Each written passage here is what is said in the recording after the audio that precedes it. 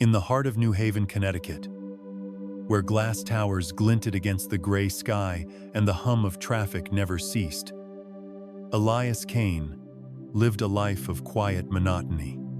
At 32, he was a data analyst for a mid-tier insurance firm, spending his days in a cubicle bathed in fluorescent light, crunching numbers that blurred into meaninglessness. His apartment, a cramped one-bedroom on the edge of the city, was a shrine to routine. Coffee maker, second-hand couch, a laptop perpetually open to spreadsheets. Elias was ordinary, unremarkably so save for the dreams. They came every night, vivid and unrelenting. A woman with eyes like molten gold, her voice a low hum that vibrated in his bones, whispered words he could never recall upon waking. She stood in a vast, shadowed hall, its walls carved with symbols that pulsed with faint light. Each morning, Elias woke with a hollow ache, as if he'd left something vital behind in that dream world. He dismissed them as stress, maybe too much caffeine, but the dreams clung to him like damp clothes. One October evening, as rain streaked the city's neon lights, Elias found himself at the New Haven Historical Society, a squat brick building he'd passed 1,000 times but never entered. He wasn't sure why he was there, something about a flyer he'd seen at a coffee shop, promising a lecture on lost gods of the Northeast. Boredom, or perhaps the pull of those dreams, had nudged him inside. The lecture hall smelled of old books and mildew, and the sparse crowd consisted mostly of retirees and one fidgety college student. The speaker, Dr. Miriam Voss, was a wiry woman with silver hair and a voice like gravel. She spoke of forgotten deities, gods worshipped by indigenous tribes and early settlers, erased by time and conquest. The Algonquian peoples spoke of Kittanitawit, a creator spirit, she said, clicking through grainy slides of petroglyphs. But there were others, lesser gods, tied to specific places, whose names were lost when their shrines were buried. Elias's attention drifted until she mentioned the spark, a deity tied to a mythic fire that could reshape reality itself. The word jolted him. In his dreams, the golden-eyed woman often stood before a flame that wasn't quite fire, more like liquid light, coiling and alive. After the lecture, Elias lingered, drawn to a display case of artifacts, chipped arrowheads, a fragment of a clay tablet, etched with spiraling symbols. They looked eerily like the ones in his dreams. Dr. Voss noticed him staring. "Interested in something specific?" she asked, her eyes sharp. "I don't know," Elias admitted. "These symbols, they feel familiar." Her gaze narrowed. "Familiar? How?" He hesitated, then mumbled about his dreams. To his surprise, Voss didn't laugh. Instead, she led him to her office, a cluttered space stacked with books and maps. She pulled out a worn journal, its pages yellowed. This belonged to a 19th century archaeologist, Samuel Crane. He was obsessed with a site under what's now downtown New Haven, claimed it was a temple to a fire god, one the locals called the Forgotten Spark. He wrote of a guardian, a mortal vessel chosen every few centuries to carry the god's essence. Elias's mouth went dry. "That's a story." "Maybe," Voss said. But Crane vanished in 1873, right after he claimed to have found the temple. The site was paved over for a factory, then a parking lot. It's under the new tech campus now, near Chapel Street. That night, Elias couldn't sleep. The dreams were sharper, the woman's voice clearer. "Find me. Free me." At 3 a.m., he grabbed a flashlight and drove to the tech campus, a sleek complex of glass and steel. The parking lot was empty, the rain relentless. Guided by an instinct he couldn't name, he wandered to a corner where construction had left a patch of exposed earth. There, half buried, was a stone slab etched with those same spiraling symbols.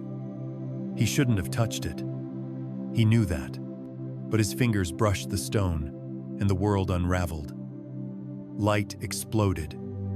Not from the stone, but from within him. His vision blurred, and he was no longer in the parking lot, but in that shadowed hall from his dreams. The golden-eyed woman stood before him, real and radiant, her presence a weight that pressed against his ribs. "You've come," she said, her voice both gentle and searing. "I am Eloria, the spark. And you, Elias, are my vessel." He staggered back, heart pounding. "I'm nobody. I'm just me." "You are more," she said. "Long ago, my essence was bound to a mortal line to protect this world from those who'd misuse my fire. You are the last of that line. The world has forgotten me, but you have not." Elias wanted to run, but his feet wouldn't move. "What do you want?" "To be free," Eloria said, "and to burn away what festers. This city, this world, it's rotting under greed and apathy. My fire can renew it, but only through you." He shook his head. "I'm not a hero. I'm not anything. You don't need to be," she said. "You only need to choose." The vision faded, and he was back in the rain, soaked lot, the stone slab glowing faintly under his hand. Over the next days, Elias's life unraveled further. He saw things, flashes of light in mirrors, symbols scrawled in condensation on windows. At work, his computer glitched, displaying lines of code that formed those same spirals. His dreams grew unbearable, filled with visions of a city reborn in flame, its towers melting into something new, something alive. Voss called him a week later, her voice urgent. She'd found Crane's final notes, hidden in an archive. They described a ritual to unbind the spark, requiring the vessel's blood and a willing heart. But there was a catch. The fire could consume the vessel entirely. Crane tried it, Voss said. "I think it killed him." Elias avoided the tech campus, tried to bury himself in work, but the pull was too strong. Eloria's voice echoed in his mind, promising purpose, power, a chance to matter. Yet he saw the cost in his dreams. Neighborhoods reduced to ash, lives lost in the blaze of renewal. Was he willing to pay that price?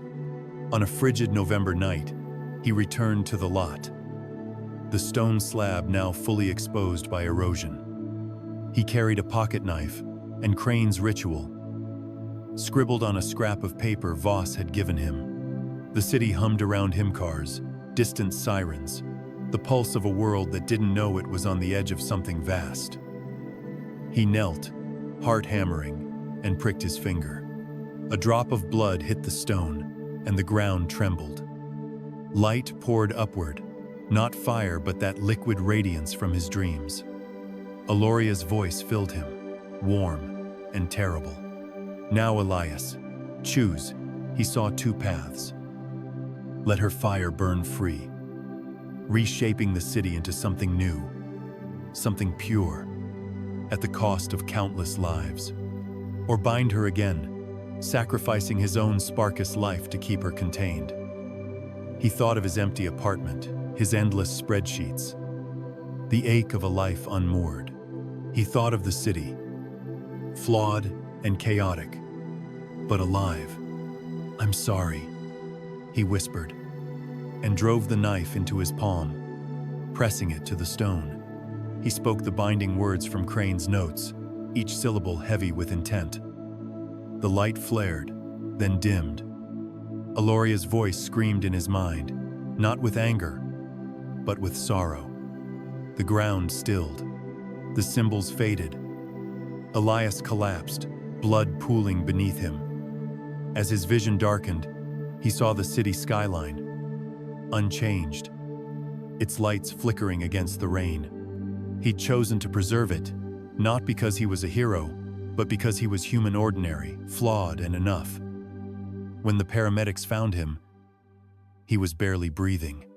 They didn't notice the stone slab, now cracked and ordinary, or the faint glow that lingered in Elias's eyes as they rushed him to the hospital.